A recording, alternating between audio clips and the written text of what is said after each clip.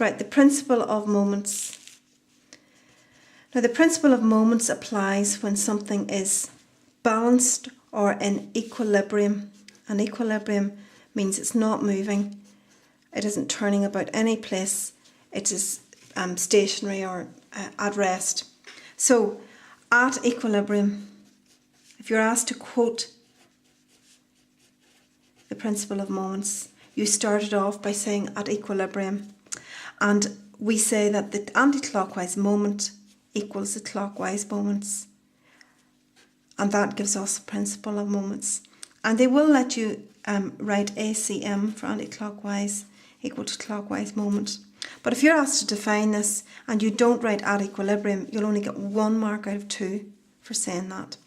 So I'm sure you've often balanced on a seesaw with someone on the other end, and if they're heavier than you and the seats are at a fixed distance from the pivot, then they're going to go down and you're going to go up, and you won't be balanced, or you won't be in equilibrium.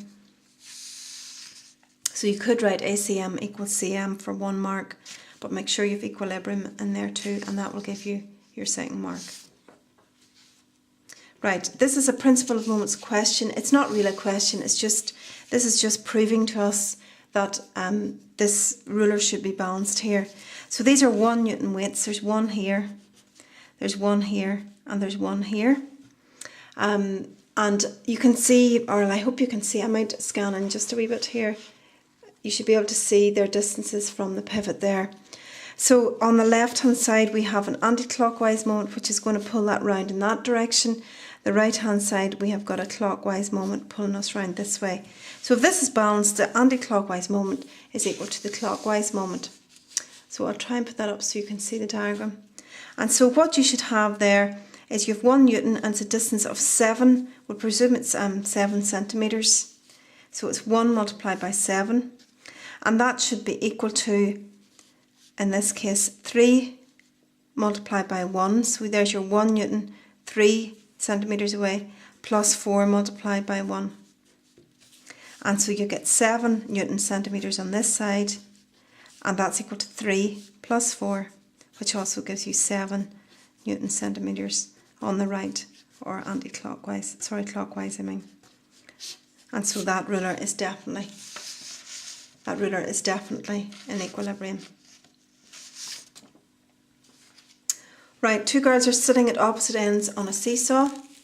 One girl weighs 200 newtons and is at 1.5 metres from the pivot. Where must her 150 Newton friend sit if the pivot is to balance? So I'm just going to draw a wee seesaw here.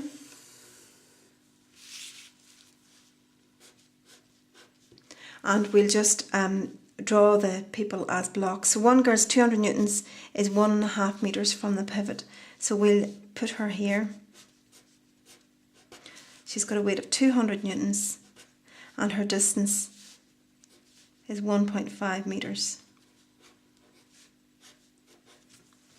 Okay, and then her 150 Newton friend is going to have to sit on this side. Now, you know that if somebody is heavier and there's a lighter person over here, they're going to have to sit further out, and hopefully our calculation will give us an answer like that. So we're looking for a distance here. We'll just mark it as D. Okay, so I'll maybe just do this in red. So the anti-clockwise moments are on the left hand side should be equal to the clockwise moments on the right.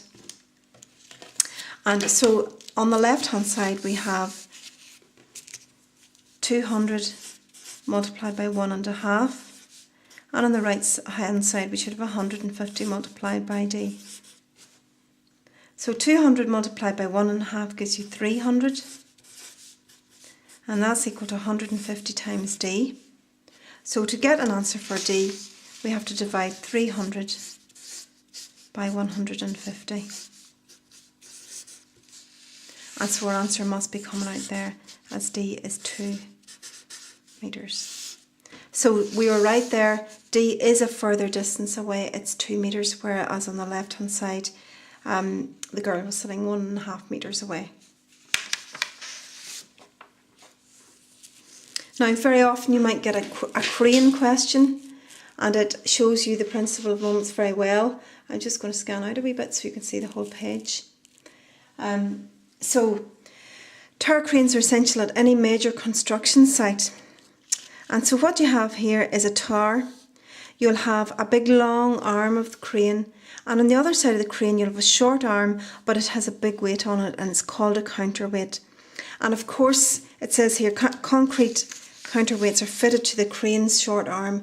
Why are these needed? For lifting heavy loads. And so of course the problem is, once you lift a heavy load on this side, the whole thing's going to topple over. There's going to be an anti-clockwise moment unless you counterbalance that. I'm sure you've heard that name before, by putting a clockwise moment on the right, and to do that they add a big weight on the side. Now, you will always have a counterweight here even if you have no load in your platform, and the reason is because this big length of arm here has got a weight. It's made of steel or something like that, and it has a weight, and that weight will tend to just pull it over, tip it over.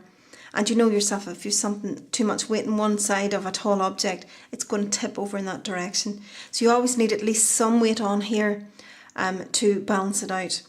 If you're going to try and lift a huge big heavy weight on this side, you're going to need a large counterweight on this side to balance it out. Now we have a crane calculation, and it says if a 10,000 Newton counterweight is 3 metres from the tower, so the 10,000 counterweights on this side, what weight can be lifted when the loading platform is 6 metres from the tower? Now they're not taking into account here the weight of the crane itself. We'll just ignore that for now, but in some questions you do have to take that into account. So we're going to do a moments question, or a moments calculation. So I'm just going to write it underneath the crane itself. This is going to provide an anti-clockwise moment, and this one a clockwise moment. So anti-clockwise moments is equal to clockwise moments. And you have got, we don't know what the load is, so we'll just call it L multiplied by 6, and that's equal to 10,000 times 3. So L by 6 is 10,000 by 3, which gives you 30,000. So L must be 30,000 divided by 6. And the answer for L comes out to be 5,000 newtons. And that's how you do a principle of moments calculation.